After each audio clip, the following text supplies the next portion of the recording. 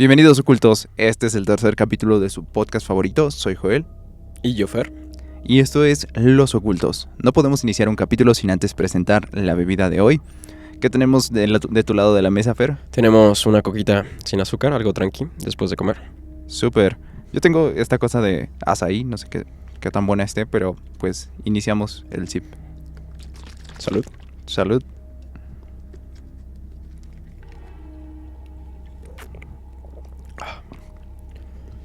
Deli.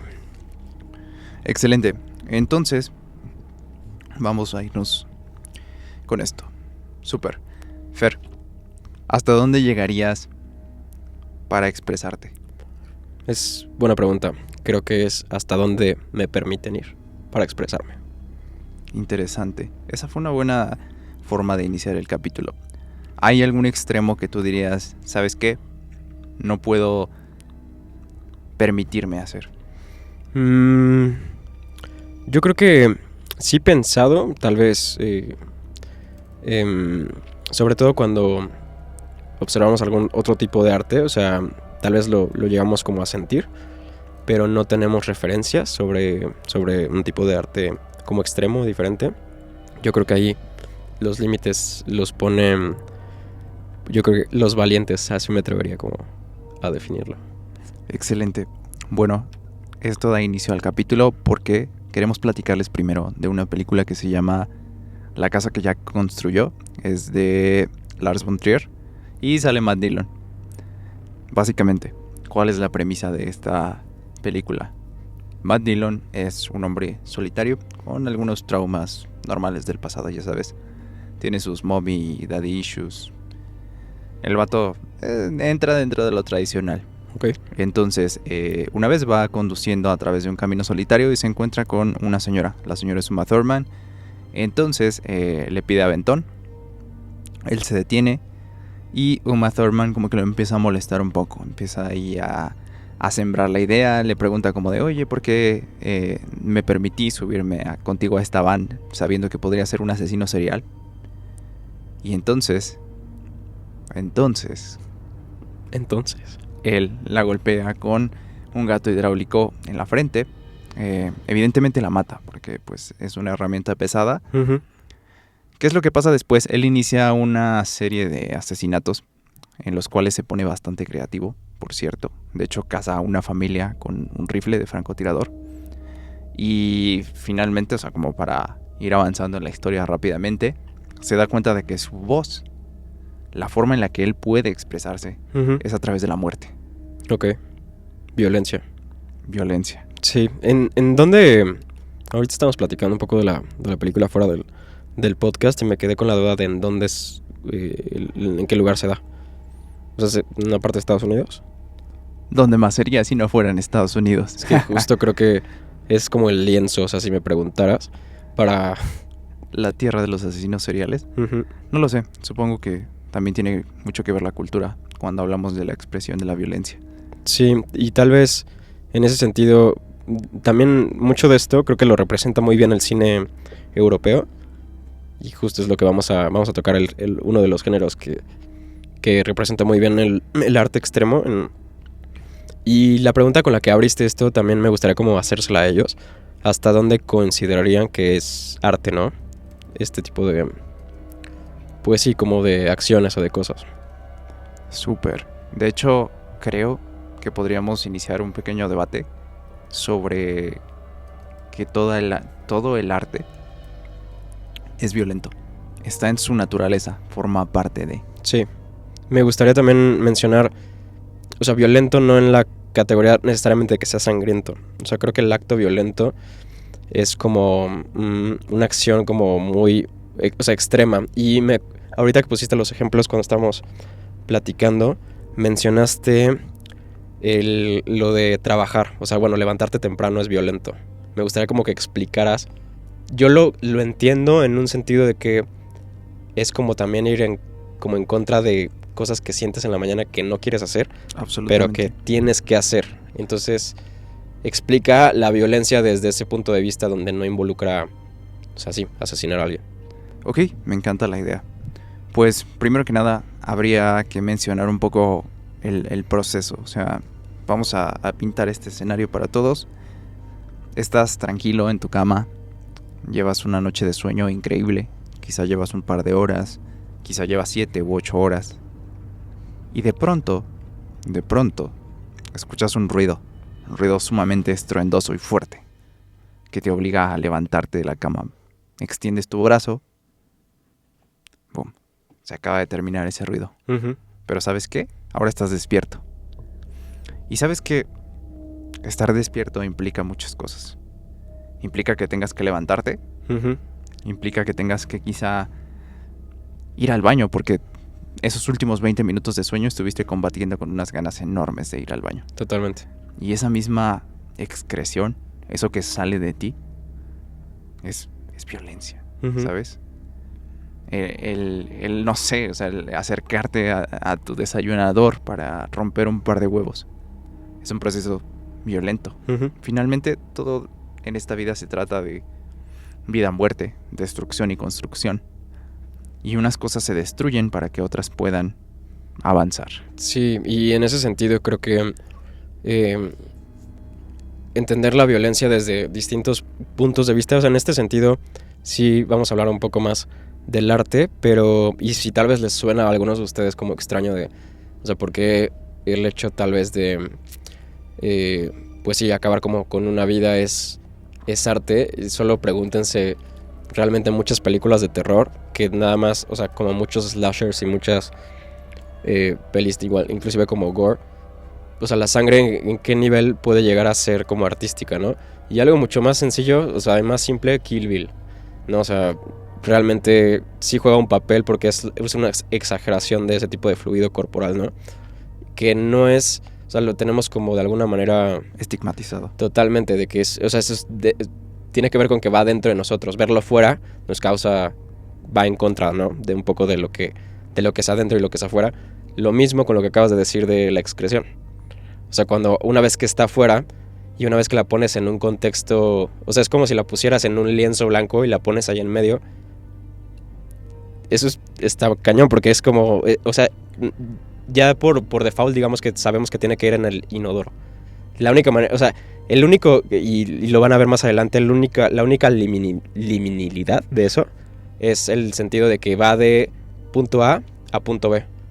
Pero solo la metemos en eso, solo es como de, o sea, va de mi cuerpo al baño, solo ahí. Cuando la sacas y la pones en otro lugar, güey, ese acto es violento. Absolutamente.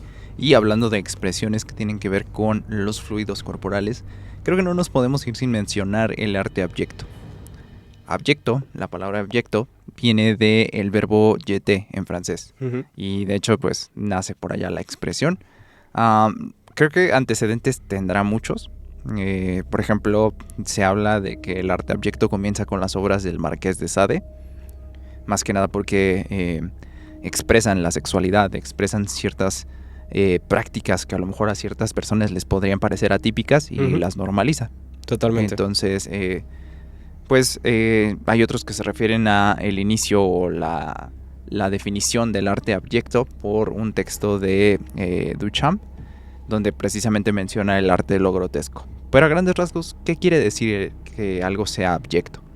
Tiene que ver con los fluidos, con esa parte de nosotros, por lo general que excretamos y que simplemente nos olvidamos de ella. Entonces, en esta categoría, por ejemplo, entrarían fluidos como la sangre, el vómito, la saliva o incluso la sangre, ¿no? Aunque no necesariamente pues es algo que nosotros excretemos de forma común, pero simplemente el hecho de que de pronto está dentro de nosotros y a veces la ves afuera, como que causa un tanto de repulsión. De hecho, la excreción y la expresión, valga este juego de palabras, que representa el arte abyecto, por lo general tiende a generar un tanto de disgusto en nosotros. Uh-huh. Totalmente. Y creo que en ese sentido, creo que el que te llegue a causar algo, para mí ya es ganancia. Algo a lo mejor también donde te ponen en una situación incómoda, ¿no? En mi caso, que siempre te lo he dicho, soy muy propenso a que me den náuseas muchas cosas. Pero dentro de esa, o sea, sé que inclusive dentro de mi náusea hay algo de sentido, güey. O sea, no sé si me explico, pero creo que hay algo que me está causando, que últimamente he sabido como reconocer que no todo es como por el hecho nada más de darme asco, o sea, hay algo más, ¿no? Y en el arte abyecto, que es lo que hemos estado también leyendo mucho, creo que hay como un nivel, o sea, como para entenderlo mejor, como de esquizofrenia dentro de ese tipo de arte. Qué bueno que lo mencionas. Uno de los grandes autores del arte abyecto, porque mucha gente menciona que no puedes expresar de una forma visual lo abyecto, pues es David Nebreda. Uh-huh. David Nebreda es un fotógrafo, es español, y él, bueno, en algún punto tuvo como principios de esquizofrenia, padeció de su salud mental. Y en sus obras lo que plasma muchas veces es cómo lo hace sentir esa enfermedad mental, ese Uh-huh. padecimiento mental. Cómo está en un espacio límite de la sociedad. Uh-huh. Es decir, para muchas personas o para una buena parte de la sociedad, el hecho de que padezcas de alguna forma de trastorno mental o problemas en general en ese aspecto, hace que seas considerado una persona limítrofe, que Uh-huh. está fuera del espectro de lo que es normal. Entonces, siguiendo esta línea, él en sus obras utiliza distintas secreciones. O sea, por ejemplo, puedes encontrar un autorretrato en el que él mismo, o sea, con sus heces, se cubrió toda la cara y es un autorretrato básicamente con eso. Entonces, de cierta forma, el expresar, el generar algún tipo de obra que a su vez crea emociones en nosotros, pues tiene que ver con protestar, Uh-huh. con abrazar aquello que se supone que no debería de formar parte de nosotros, pero aún así, de forma casi, ¿cómo decirlo? De alguna forma no deja de formar parte de nosotros. O sea, está destinado a estar fuera, Uh-huh. pero aún así siempre vas a ir al baño, por ejemplo, ¿no? Uh-huh. O sea, siempre vas a tener saliva, siempre es una constante el convivir con esta parte de nosotros y aceptar que nunca va a estar siempre con uno mismo. Sí, y creo que ahí también el nivel de conciencia que necesitas para entender eso está muy cañón, porque creo que, por ejemplo, el tema de la náusea, que es algo que te hace sentir, creo que va derivado como de, hay algo antes de la náusea, la ansiedad, por ejemplo.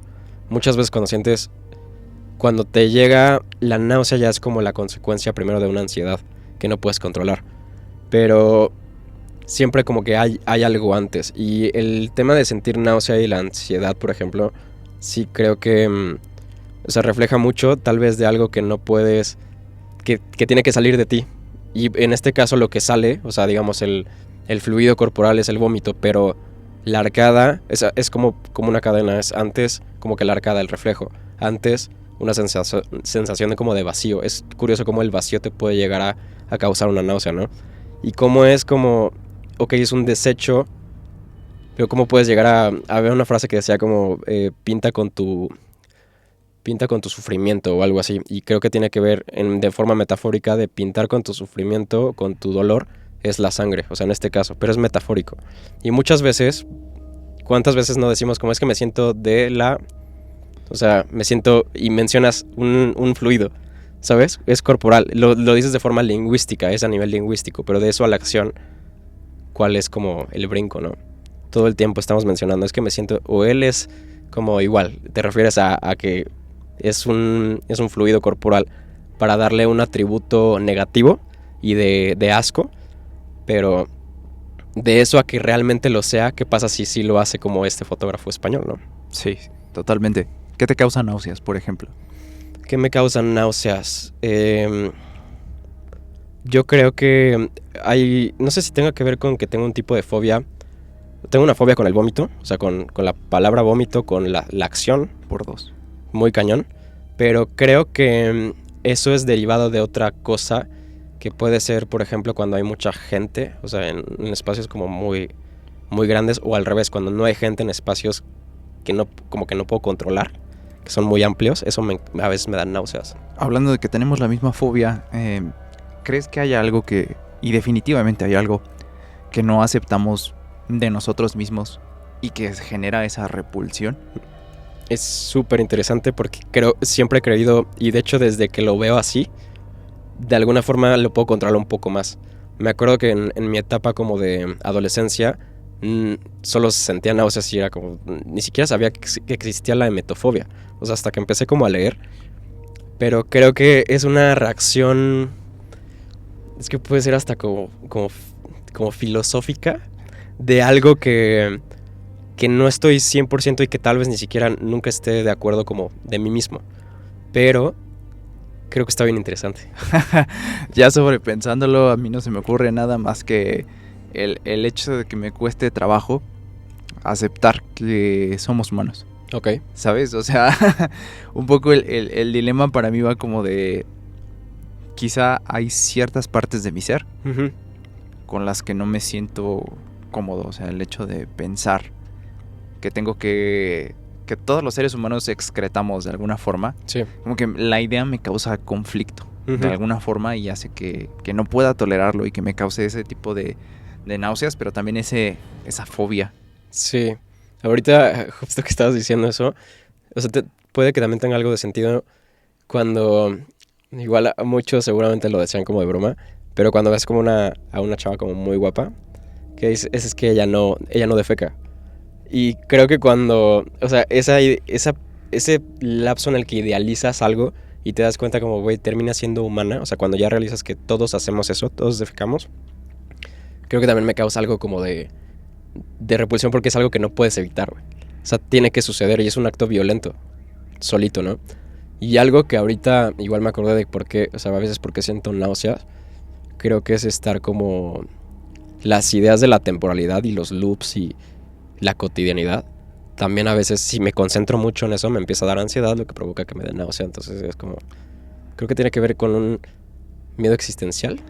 Sí, totalmente. Creo que son ideas que no aceptamos las que usualmente generan ese tipo de reacciones. Sí. Y lo mismo, ¿no? O sea, ves a la persona ideal, al ser humano más guapo y de repente piensas como de, oye, pues es que a final de cuentas también es humano y hace eso. Uh-huh. O sea, creo que tiene que ver con eso, el que a veces nos dé miedo ese tipo de fluidos. Sí. Pero a final de cuentas hay muchas personas que también tienen reacciones adversas a distintos fluidos. Pero bueno, desde luego hay un asco normal y un asco que de verdad da miedo. Sí. Y es lo que tenemos en común nosotros, ¿no? O sea, realmente saber todo lo que tiene que ver con la náusea, Uh-huh. a mí me hace correr personalmente. O sea, es algo que digo como de no lo tolero. Por dos. Me voy corriendo. O sea, cualquier cosa que tenga que ver con el tema realmente me genera mucho temor. Sí. Realmente es un miedo irracional. Sí. E incontrolable. Está cañón como también la barrera de la sensibilidad. O sea, por ejemplo, yo siento que tú y yo somos hipersensibles en el sentido de que toleramos muy poco de cosas abyectas, ¿no? Pero en este sentido, para los que ya vieron Dahmer, seguramente se dieron cuenta de que su departamento decían que olía muy feo, pero él no lo notaba. Entonces creo que también revela mucho de, o sea, tu sensibilidad, que tanto tiendes a, pues en este caso, a ser una persona esquizofrénica, como lo era el fotógrafo, o como a lo mejor lo pudo haber sido Jeffrey Dahmer, si no hubiera hecho lo que hizo. Como pudo haberlo a lo mejor expresado de otra manera, como con él nada más, pero siento que esta peste, o sea, que al final la reflejas como con muerte, con cosas negativas, ¿no? Es como, güey, huele a muerte. ¿A qué te refieres? Como huele muy mal. Entonces siento que esta hipersensibilidad que tenemos también puede servir como una especie como de alarma, como de sensibilidad para ver. Sí, hay gente como más sensible a eso y cualquier cosa que huelas, en mi caso, por ejemplo, si huele tantito, no sé si te pase, pero hay veces que hay comidas que huelen a vómito. Y no puedo, o sea... Por dos. O sea, realmente apenas tener un poco de dolor es como de, no. Sí. No puede ser, empiezas a sudar, empiezas a Uh-huh. alterarte. No sé, creo que dentro de este espectro clasificaría a lo mejor tres tipos de sensibilidad, ¿no? O sea, las personas que son hipersensibles, Uh-huh. como nosotros, las personas que están en un espectro normal. A final de cuentas, los sentidos nos sirven para alertarnos de ciertos peligros o de que algo está en mal estado. Sí. O ese tipo de cosas, y la gente que totalmente carece de esa sensibilidad. Sí. No sé si personalmente lo relacionaría con algún tipo de cosa mental, o sea, como algún trastorno, pero simplemente creo que son 3 tipos distintos de personas. ¿Cuál crees que de esos 3 tipos, por ejemplo, yo no podría ser doctor, cirujano? O sea, no hay manera de que tolere el olor de una operación, de una cirugía. Pero hay personas que nacen y no tienen como esa sensibilidad tan desarrollada y pueden soportar ser, o sea, son cirujanos, son médicos cirujanos, no les causa problema, pues sí, estar en una cirugía, ¿no? Pero, ¿qué crees que sea como más acercado a, o qué nivel de estos 3 que mencionas puede llegar a ser un arte abyecto con mayor facilidad? ¿Y por qué? O sea, sí es menos sensible, pero también es más sensible a crear arte. Eso está interesante. De hecho, creo que hay 2 tipos de personas que podrían hacer arte abyecto. O los que son hipersensibles, o los que no tienen nada de sensibilidad. Ok. Por ejemplo, no sé, se me ocurre que una forma de que una persona hipersensible diga: voy a combatir mis miedos, voy a salir de esta zona, pues sería abrazándola, como lo hacen los artistas abyectos. Finalmente, abrazar esas ideas, abrazar eso que te carcome por dentro y decir: ¿sabes qué? Sí forma parte de mí, lo voy a poder expresar. Es una forma de, una especie de mecanismo de sobrepasar los obstáculos de la mente, del sentir. Igual como de la sensibilidad que mencionabas. Así es. Ahorita que estamos comiendo, antes de iniciar el podcast, estábamos hablando sobre esto del mareo. ¿Y crees que, o sea, por ejemplo, en mi situación también me ha pasado esto de que en una situación en la que estoy muy mareado, que sé que puede ser como el chispazo para vomitar, después de que ya salgo de esa situación, o sea, un ejemplo como lo que decíamos de ir en un ferry que se está moviendo todo el tiempo, tu estómago se revuelve y te dan ganas de volver al estómago.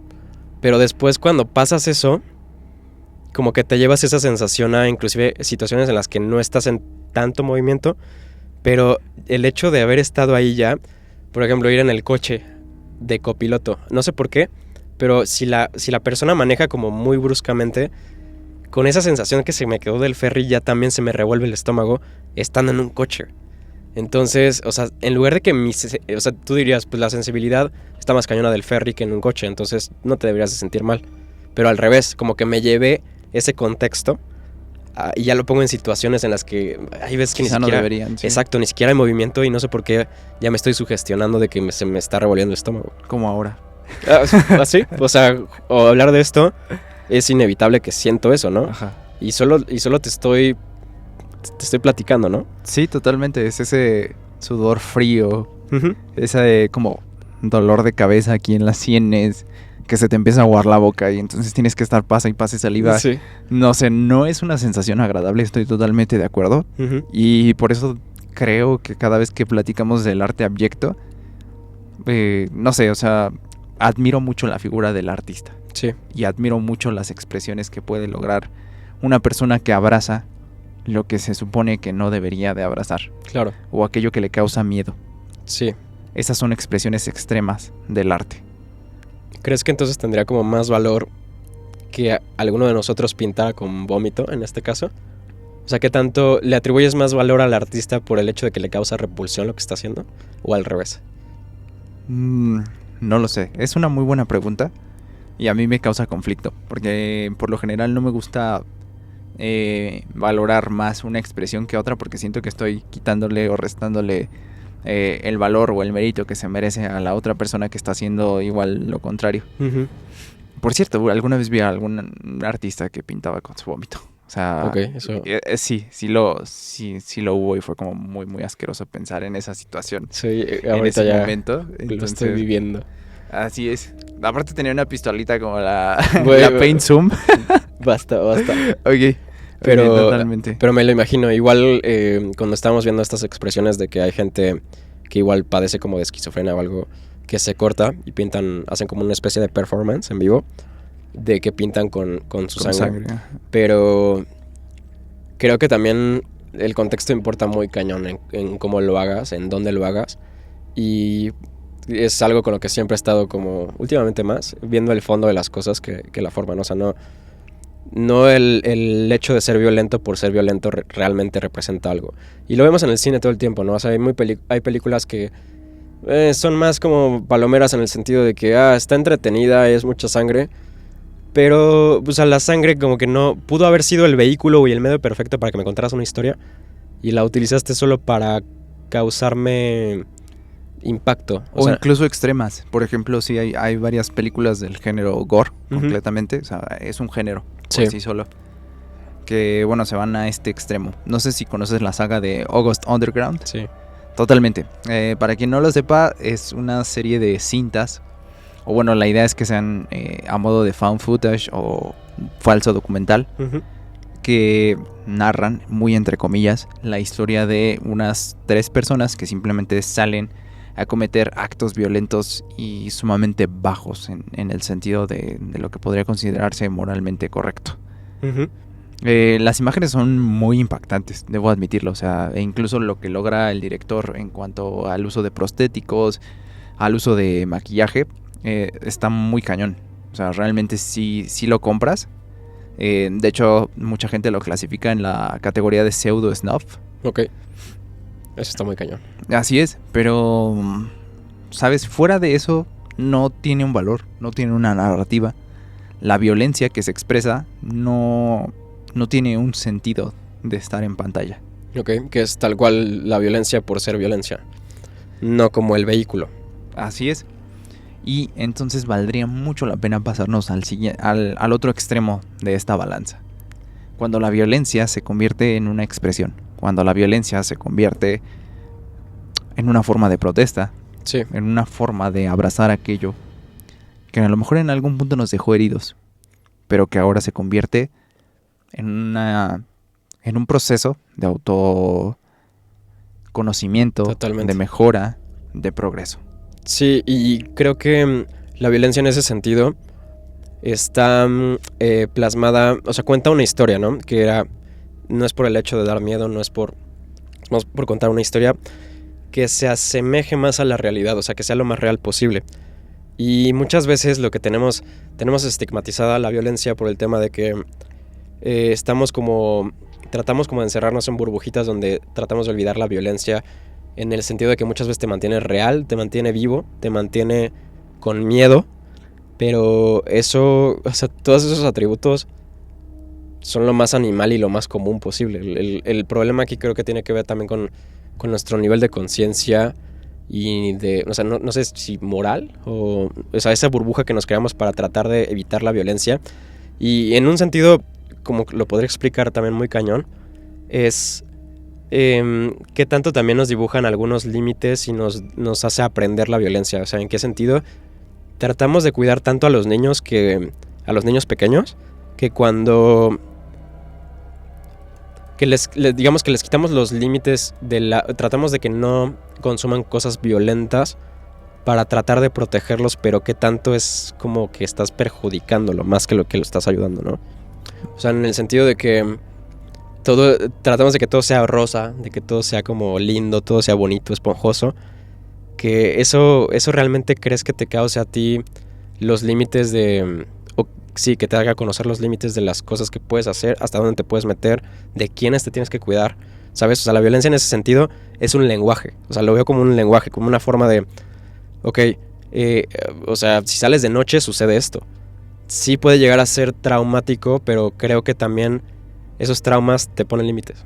Sí, el problema es que la violencia se ha convertido en una forma de entretenimiento. Y allí es donde la frontera es muy delgada. En el expresar a la gente cuál es el peligro. Sí. El peligro real. Que en algún punto yo lo describo como imágenes irreales. Sí. Cuando irreales no porque no sucedan, sino irreales porque tratamos de bloquearlas. Ok. Por ejemplo, ¿has visto la película de Irreversible de Gaspar Noé? Claro. Ok. Hay una escena de abuso que se extiende a lo largo de 10 minutos. Mucha gente tacharía esta imagen o la clasificaría como una imagen irreal. Ujú. ¿A qué me refiero con irreal? A que simplemente queremos quitar la vista de ella Ujú. porque queremos asumir que no existe, que Ok. ese tipo de cosas no suceden en nuestra vida cotidiana. Desafortunadamente, sí sucede. Sí. Sí hay abuso todos los días en la calle, sí hay este tipo de violencia. Ujú. Entonces, cuando hay una película que hace que te enfrentes a estas imágenes que forman parte de tu realidad, pero que son incómodas, que forman parte de una realidad indigesta porque realmente no la puedes procesar, Sí. creo que muchas personas entran en conflicto. Sí. Entonces, siguiendo esta línea de Irreversible, que para quien no lo sepa dentro de la audiencia, pues es una película que para empezar tiene una narrativa que va del final al principio de la película. Está dirigida por Gaspar Noé, debe ser por ahí del año de 2000, 2002, si no recuerdo. Es una especie de elipsis, ¿no? Así es, sí, tiene una forma muy particular de contar la historia. Creo que todas las obras de Gaspar Noé gozan de esta peculiaridad. Pero bueno, siguiendo la línea de esta película, de lo que vamos a ahondar un poquito más es del nuevo extremismo francés, Ujú. que es un movimiento que precisamente surge a finales de los 90, principios de los 2000, y es una serie de directores, una serie de películas que encarnan, que representan las imágenes tal y como son, de una forma sumamente cruda, Ujú. con una violencia altamente explícita, y que además jamás se detienen a cuestionarse el porqué de esa violencia. Sí, que parte del argumento, a diferencia de lo que estamos acostumbrados en América del cine, es que plantea como al ser humano como el mismo monstruo, ¿no? O sea, generalmente la narrativa iba de que era el ser humano contra lo desconocido, contra la oscuridad, contra, no sé, extraterrestres, o sea, contra otros seres. Contra un asesino en serie sobrenatural como Jason o como Freddy. Exactamente. Y la diferencia es que en este tipo de terror, el ser humano, por el hecho de ser ser humano, es la parte de terror, pero también es el eje central. Entonces está bien interesante de que todo lo demás planteaba seres externos a esto que consideramos normalidad, pero dentro del ser humano hay partes pues que no son realmente normales, ¿no? O sea, hay muchos, o sea, todos tenemos fobias, todos tenemos, pues sí, un poco de lo que decía Lacan, todos estamos locos, entonces, y dentro de esa locura hay posibilidades infinitas de, o sea, de formas de expresarse, de que tú piensas que a lo mejor o sea, eres diferente porque piensas en cosas que nadie más piensa, pero hasta qué nivel es normal y hasta qué nivel sale un poco de ese tipo de narrativa, ¿no?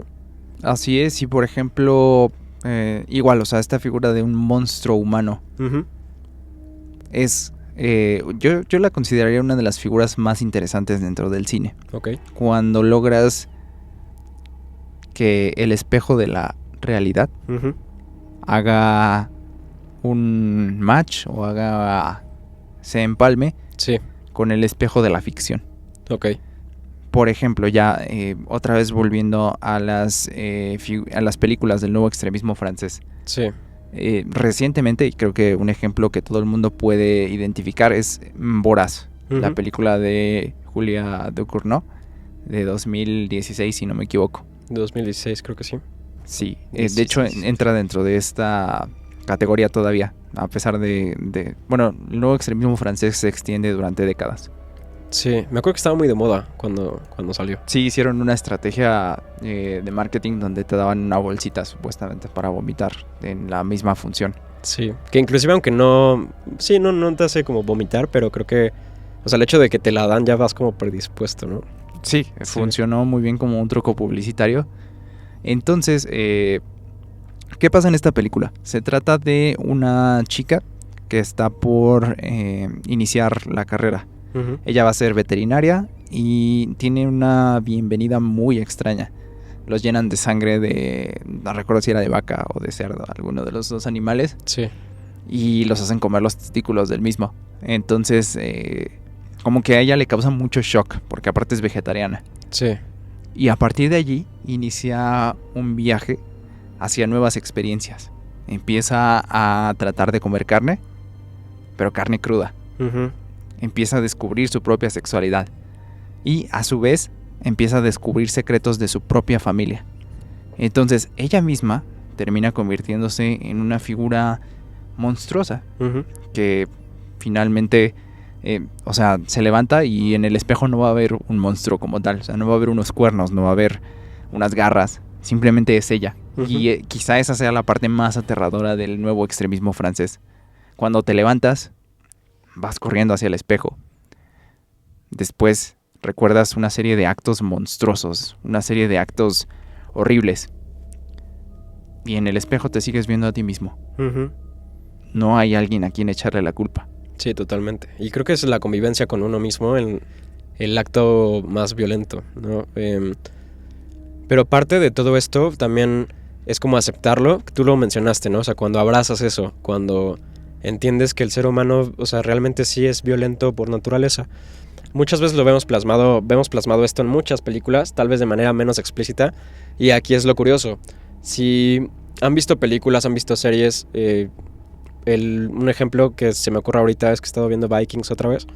Y múltiples veces pasan por orgías y por tipos como de violencia sexual también. Pero no es tan explícito, ¿no? O sea, digamos que está ahí, es un cameo rápido, pero continúa la historia. Solo te deja en claro de que los vikingos eran bárbaros y eran violentos. Pero justamente cuando empezamos a tener como algún tipo de conflicto es con la manera en la que se expresa esto, ¿no? Que en el nuevo extremismo francés es mucho más explícito y es exagerado.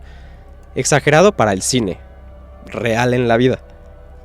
Porque si habláramos de realidad, que es al punto al que quiero llegar, realmente muchas de las escenas que son, pues sí, asaltos sexuales o son, no sé, algún tipo de abuso igual muy fuerte y muy, pues sí, digamos como que intenta ser violento, no es tan real, ¿no? O sea, realmente sabes que es, te pones a pensar y dices, bueno, es una serie, o sea, no está sucediendo en realidad. Entonces la diferencia es que ahí sí lo aceptas porque sabes que no está sucediendo. Pero cuando te lo ponen de manera muy explícita que dices que eso es casi real, ahí es cuando empiezas a tener conflictos. Pero entonces te habla de que no logramos aceptar la realidad por lo que es.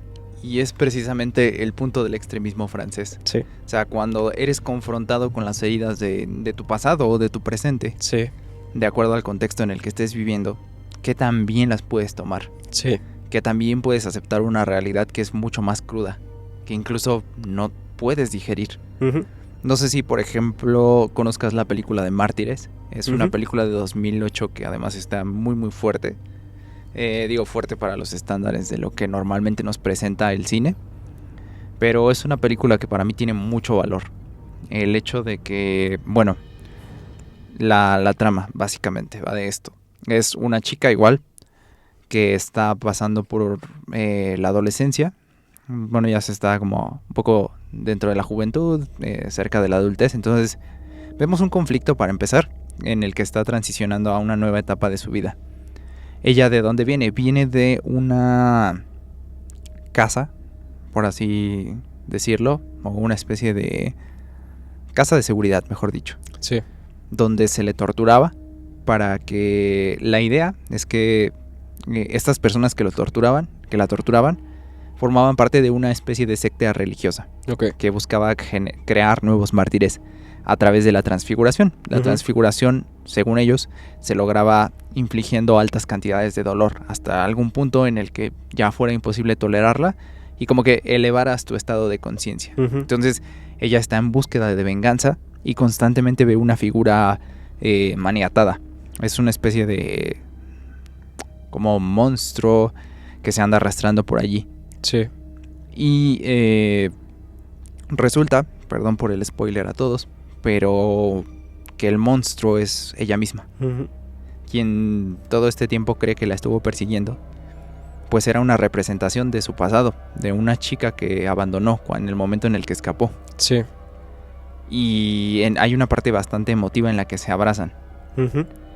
Y hace las paces con su monstruo del pasado. A final de cuentas, presentar esto frente a nosotros, abrazar un cuerpo maniatado, abrazar nuestras heridas, es el camino hacia ver nuevos horizontes. Sí, me encanta la idea de cuando se abrazan, porque creo que cuando todo se vuelve realmente violento es cuando empezamos a huir de lo que somos. O sea, es curioso, pero ella cuando se abraza, o sea, abraza a esta persona que era ella misma persiguiéndose a sí misma, pero se torna violento cuando tratamos como de huir de eso en lugar de aceptarlo. Y creo que, o sea, muchos nos sentimos como familiarizados en el sentido de que ella se ve a sí misma, o sea, ve un lado de ella que no logra aceptar. No significa que tenga que ser realmente violencia siempre, ¿no? O sea, en este sentido es un monstruo. Pero creo que está interesante el hecho de que si aceptamos que el ser humano es, o sea, en parte es animal y es violento, dependiendo también, o sea, nosotros le atribuimos juicios de valor al momento, no es que fui violento porque me defendí, por ejemplo, ¿no? O sea, en una situación a lo mejor hipotética en la que tú tienes que defender a tu novia o a tu hija, ahí te pones violento. O sea, es, ok, si sé que alguien va a intentar hacerle algo, es como que te desconectas y sale, es como, sale Joel, digamos, Joel pasivo y entra Joel violento. Pero es una faceta que tienes que sacar para poder, digamos, defender o en ciertas situaciones en específico, ¿no? Y en este sentido creo que también hay gente que se queda como atorada en ser ese monstruo, que lo viven, o sea, creo que sacan esa faceta siempre y viven dentro de ella y digamos que la pasiva la tienen reprimida, ¿no? Y en ese sentido creo que el ser humano, y lo expresan en muchas películas de extremismo francés, también, por ejemplo, con el abuso de las drogas. En muchas películas de este tipo ves la violencia ahora como, no solo como el acto violento como de, pues sí, matanza o de, ¿sabes? Sino como un acto violento consigo mismo de que no sé, siento que hay un estado disociativo en el que consumen tantas drogas que estás siendo violento contigo mismo. O sea, no nada más es ser violento con un tercero, es como ser violento contigo. Sí, justo, son distintas expresiones de violencia. Uh-huh. Creo que lo mismo, para no perder como tanto a la audiencia, porque Sí. igual, o sea, como que lo platicamos mucho, pero cuando nos referimos a violencia nos referimos a un proceso o alguna acción que implica la destrucción, Sí. o que implica muerte, o que implica pues una especie de daño. O sea, y eso nos sucede diariamente. O sea, el mismo hecho de que estemos aquí parados en este momento implica que nuestras células se mataron y se volvieron a generar. Y, o sea, mil y un cosas. Tal vez el ejemplo de ejercicio que mencionaste, Súper. si mencionas ese estaría genial para tener un poco más de claridad. Excelente. Pues resulta que cuando hacemos ejercicio destruimos nuestras células, destruimos ahora sí que el tejido, los músculos, para que después, conforme nosotros descansamos y vamos comiendo, pues se va generando pues parchecitos que al final te ayudan a generar, pues lo voy a poner de forma muy general, más músculo. Uh-huh. Entonces entendemos que este proceso es violento. A final de cuentas estás destruyendo una parte de ti para poder crear una nueva. Sí, y creo que ahí es el tema de la intención. Cuando violencia es violencia solo por impacto, o sea, por causar un impacto, o violencia en el sentido de que hay un objetivo detrás. O sea, hay una intención. Y esto está en el ejercicio. De hecho, creo que en algún punto es artístico. O sea, los cuerpos que están realmente bien definidos. ¿Qué es lo que hay detrás de un cuerpo bien esculpido, sabes? O sea, es como... hay violencia, o sea, hizo también la primera faceta, que es destruir, que la reparación fue mejor. Entonces, creo que tiene que ver muy bien con saber hacer ambas cosas bien. No solo pensamos que solo el acto de reconstruir es lo positivo, pero creo que si destruyes también de manera correcta y hay una intención detrás, que ahí es el punto que mencionamos al inicio, hasta dónde puede llegar a ser arte. Creo que es eso. ¿Cuál es la intención y cuál es el contexto? En lo absoluto. Estoy muy de acuerdo. Sí. Y finalmente, al menos del lado de los ocultos, podríamos dibujar esa línea allí. Sí. En la intención. O sea, cuando deja de tratarse de mero impacto, entra una línea mucho más bella. Claro. Que es la de la expresión. Totalmente. La de el dar un mensaje de protesta, dar un mensaje de de lo que sea. O sea, finalmente el mensaje lo decide el autor, el artista. Pero pues hay mucho más contenido de lo que nosotros creemos en una manifestación o en una imagen violenta. Sí, creo que también, como hay exceso también de... O sea, ¿cuál dirías que es lo contrario de la violencia? Así, en una palabra, si pudieras decir como el antónimo de la violencia. Quizá paz, Uh-huh. aunque lo vería más relacionado con guerra, pero creo que es eso, una calma, una tranquilidad, pasividad incluso. ¿Crees que en algún punto exceso de paz puede llegar a ser violento también? Eso es muy interesante. Uh-huh. Creo que hay violencia en la omisión. Ok, Eso es muy interesante. eso está padre, sí. Sí, porque, o sea, creo que como hay...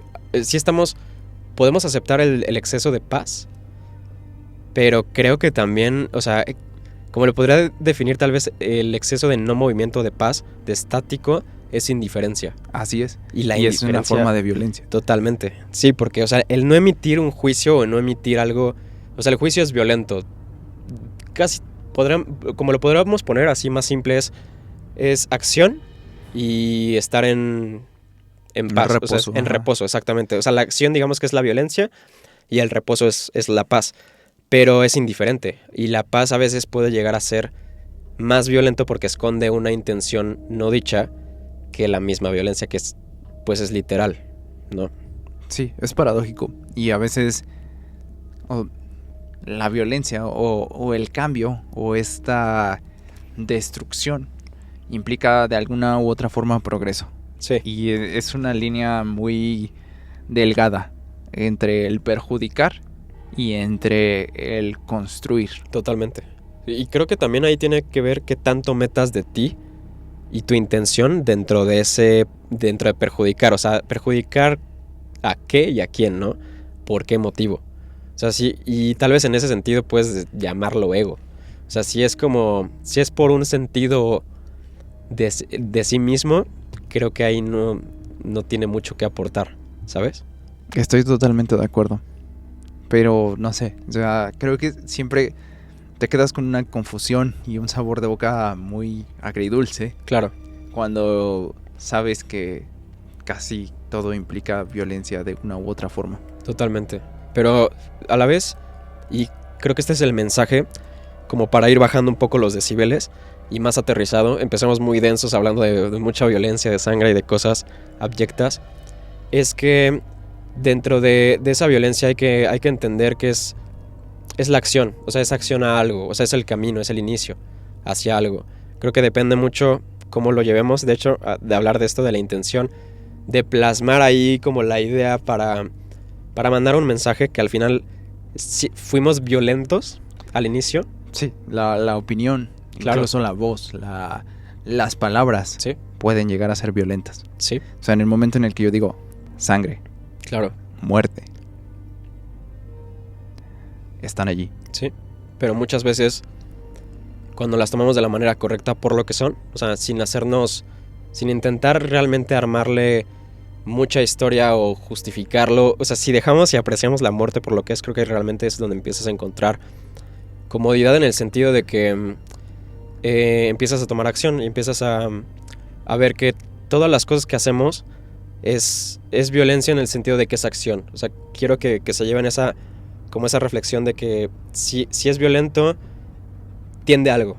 Ya de ti depende cómo lo plasmes y tal vez la entrega del mensaje o de lo que quieres como plasmar y la intención.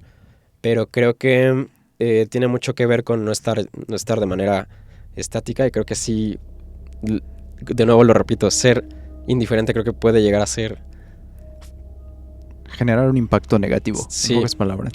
Sí, totalmente. Y creo que podemos estar en paz, tal vez, y de nuevo retomando la metáfora del ejercicio, creo que también se requiere de cierto descanso, de estar estático en un punto para poder recuperarte.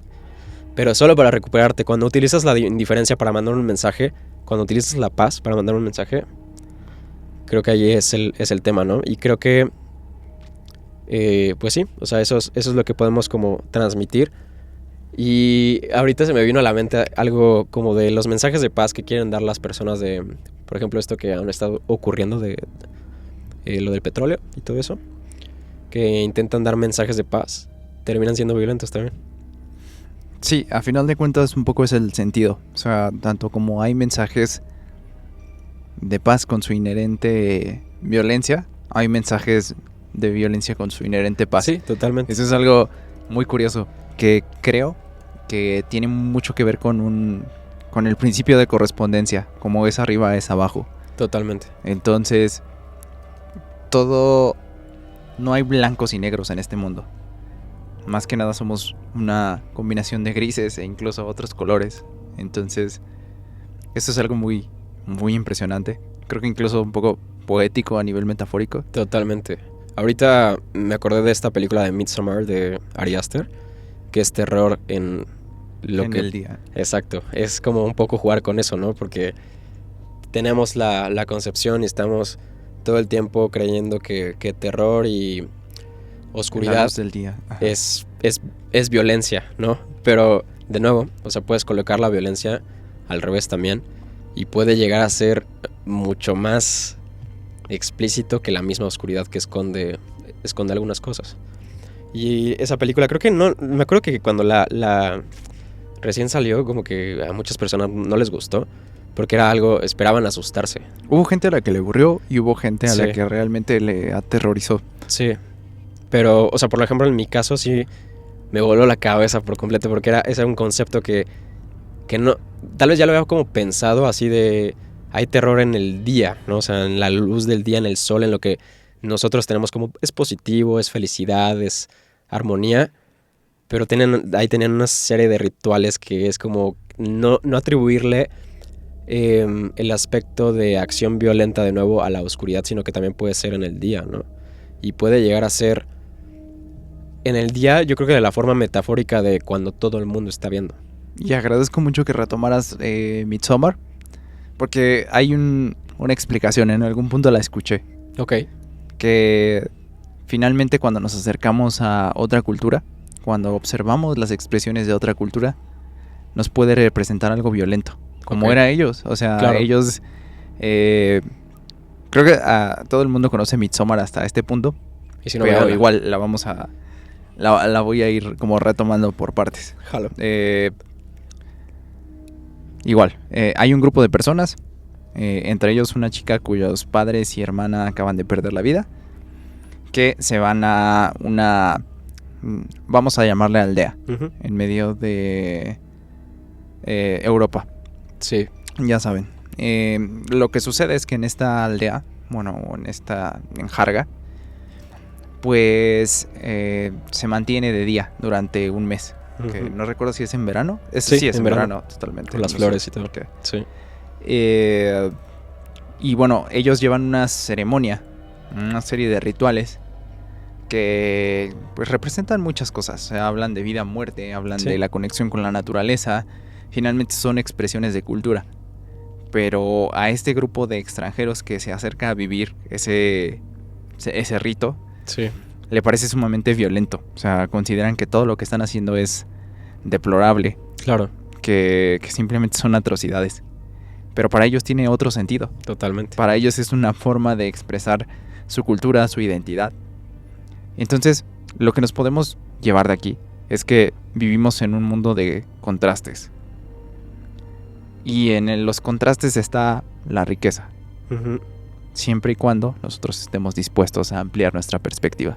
Sí, o sea, creo que aquí todo es la perspectiva y de hecho cuántos extranjeros no vienen a México y dicen cómo pueden comer a lo mejor huevos de hormiga o chapulines. O sea, eso se me hace lo más deplorable y asqueroso. Y para nosotros es como, güey, son escamoles y son chapulines oaxaqueños. O sea, no lo vemos de otra manera porque ya estamos acostumbrados y porque es una forma en la que nuestros antepasados, pues era lo que comían porque era lo que había y está lleno de proteína y te nutre, ¿no? Y muchas veces es ponernos en eso al revés, es como si visitáramos otro país en los que es común, no sé, comer carne de caballo.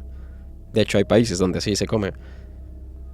Es tratar de, a lo mejor probarlo, aceptarlo, Pero ver siempre está, como tú lo dijiste, todo es perspectiva, todo es ¿qué más puedo ver que no sea, o sea, que no sea de donde yo vengo? Porque cuando tú vas a visitar un lugar, cuando estás de espectador, creo que tienes que estar en un punto neutral.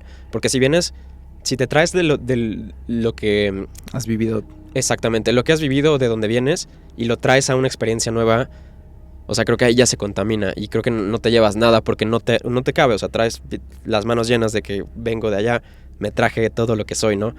Entonces ya no puedes recibir nada nuevo, pero cuando estás abierto y pruebas y te das cuenta que realmente las fronteras son, o sea, Líneas imaginarias. totalmente, es como más bien en este contexto porque hay más allá de ello, ¿no? O sea, por ejemplo, esto que mencionaba, en Alaska se comen cosas muy raras, pero ¿por qué? Hay un buen de frío, hay que entrar en calor, o sea, generalmente son cosas con mucha grasa. Entonces, cuando te pones a ver más allá de que, ay, qué asco, o por qué hacen eso, o aquí eso es rarísimo, si tú estuvieras en ese contexto, obviamente harías lo mismo, o sea, el ser humano es como lo que se hablaba de que no hay ser humano bueno o malo. El ser humano solo es. Donde tú lo pongas, obviamente es donde va a adquirir ciertos atributos. Finalmente creo que lo que más podemos rescatar como de todo el capítulo en general es que el arte abyecto, el nuevo extremismo francés, cada una de las películas que platicamos, cada uno de los ejemplos sobre violencia o paz, finalmente son perspectivas sumamente extremas que nos conducen a un punto. Y es que todo se trata de perspectiva, de saber ver el contraste, Claro. de saber apreciar cómo se expresan otras personas y de aprender a contemplar otros puntos de vista. Sí, que te lleves algo que te haga sentido, te lo puedes llevar y aplicarlo. Y lo que no, lo viviste. O sea, estuviste ahí y creo que eso es lo que vale. Si tiene algún significado para ti, puedes aplicarlo y creo que no hay nada mejor que poder tener varios puntos de vista de una sola cosa.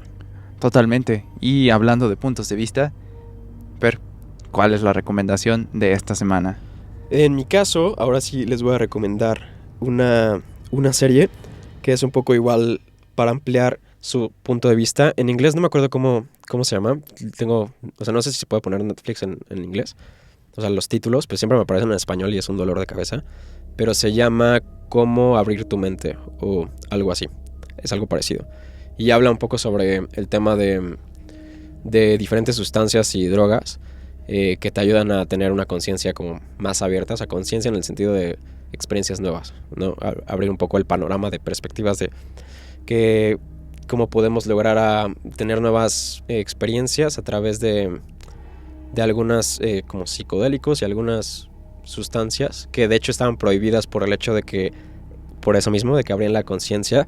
Está muy interesante y te deja ahí una pregunta, o sea, realmente no te incita a, deja la pregunta de, órale, o sea, esto que, como el tema de la cafeína que antes estaba súper prohibido y luego ya fue como que lo impulsaron y lo fomentaron para llegar a algo, que también tocan ahí el tema del café, está interesante. Yo les recomiendo eso para que abran un poco su mente y analicen otro tipo de perspectiva sobre algunas cosas que están como estigmatizadas de una manera fea. Justo cuando platicamos de sustancias, creo que siempre se les atribuye una cualidad negativa. Entonces, ¿por qué no? ¿Por qué no visitar contenido en que precisamente abra un poco los caminos en ese sentido? De mi lado, creo que podría irme por algo un poco más tranquilo, o no lo sé, un poco más conspiranoico. Ok. Igual voy a recomendar una serie. Esta semana fue de recomendaciones de series y esta la pueden encontrar en Prime. Se llama Utopía, es la original. Ok. La de... No la he visto. Es británica, salió en Canal 4. Ok. Porque está un remake que es con John Cusack. No lo vean, por favor. ¿Está muy malo? Sí, A diferencia de... está muy malo. Mejor no. ¿Malo Mejor. o distorsionado? Malo. No me parece que pierda el punto del todo. Ok. Pero simplemente pierde la esencia de Ujú. lo que es Utopía original. Ok. Son 2 tomos. Bueno, 2 temporadas. Se van a dar cuenta de que la serie fue cancelada por razones misteriosas. Entonces, ya saben, siempre me gusta dejarles pensando ocultos. Eso está padrísimo. Me late. Súper. Pues con esto yo creo que ya vamos al cierre de este episodio. que creo que hay mucho que analizar, mucho que pensar, pero siempre con tratar de dejar un mensaje, no quiero decir ni positivo ni negativo, simplemente hacer que se pregunten muchas cosas que a veces satanizamos, muchas cosas que creemos que están mal, que están bien, o exceso de negatividad, de positividad. Yo creo que todo es perspectiva, como lo mencionamos, y pues espero les haya gustado. ¿Quieres dejarnos algún otro mensaje ya para concluir? Totalmente, esta es su sección de Voces Ocultas. Estamos nuevamente por acá con una historia de Gabriela. Saludotes, Gabriela, y un abrazo. Muchas gracias por tu historia. Saludos, Gaby. Ok, muy bien. Ahora voy a empezar a contarla súper rápido. Ok. Y en el momento en el que termine de contarla, muy probablemente se apaguen las luces. Ok. Esto es una experiencia bastante aterradora que nos compartió. Esta historia sucedió en su casa, en casa de Gabriela. Todo sucedió durante una noche de esas en las que llueve, ¿sabes? Son oscuras, son frías y pues todo está encharcado. Entonces ya de entrada tienes esta atmósfera un tanto tensa. Sí. Por lo menos a mí siempre que empieza a llover como que me da un poco de... Es entre nostalgia, es entre una sensación como de intranquilidad. Claro. Entonces... como estar a la expectativa de que algo va a acontecer. Digo, incluso sin importar el momento en el que me encuentre, una noche de lluvia y oscura me puede generar un poco de problemas. Ok. Entonces, ¿qué sucede? Se va la luz en casa de Gabriela. ¿Sabes, no? O sea, todo este ritual casi, yo lo consideraría un ritual en el que vas a buscar velas, vas a buscar tu lámpara. No sé, creo que de cierto modo tratas de causar un tanto de confort. Sí. No es tanto el hecho de tener una fuente de luz, sino que buscas encontrar familiaridad, buscas encontrar seguridad, porque quizá la oscuridad puede representarte algo un poco de miedo te puede dar. Ok.